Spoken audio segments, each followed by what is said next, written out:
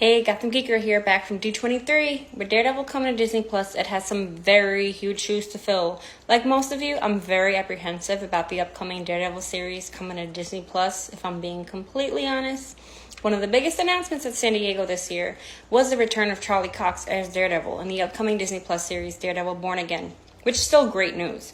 Also good news is that they announced it will be 18 episodes. Thank you, gods.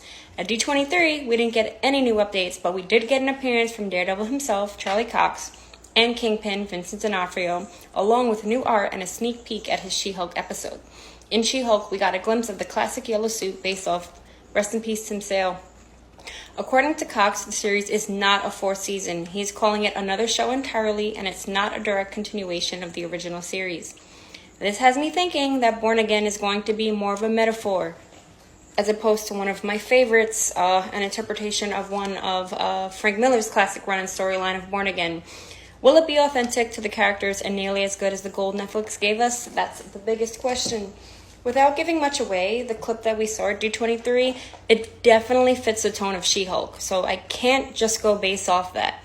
But if the tone of Daredevil is much more lighthearted, then we're gonna have a problem. Let's be honest, Matthew Murdock is not a saint. Daredevil covers very heavy and dark themes. I highly doubt Disney is gonna make Karen Page a hooker for one.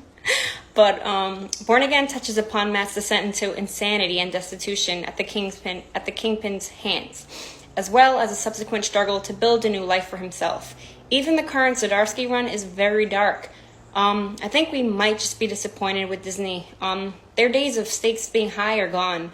Don't forget the memorable quote that Frank Castle says to Daredevil. You know, the one thing you just can't see.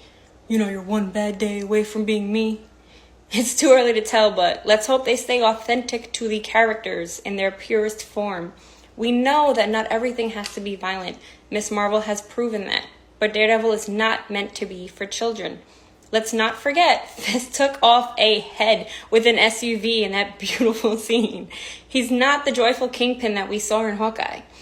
Born Again is a 1986 comic book story arc that appeared in the Marvel Comics series Daredevil. It's written by Frank Miller and drawn by David Mazzucchelli.